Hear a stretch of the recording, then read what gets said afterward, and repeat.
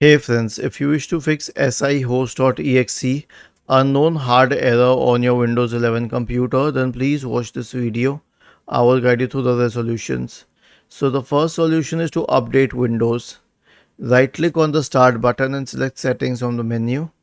Go to the Windows Update tab on the list on the left hand side. Click on check for updates in the right pane.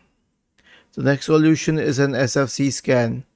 Search for command prompt in the Windows search bar and click on Run as Administrator. Type the command sfc /scan now and hit enter to invoke the sfc scan.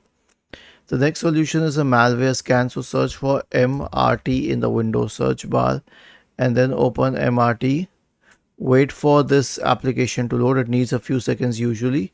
Click on next and then select full scan.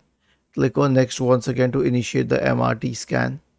And finally select system restore, so search for recovery in the Windows search bar and open the recovery application.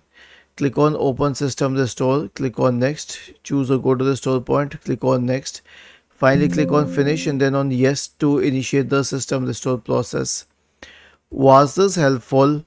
If yes, then please subscribe to the channel.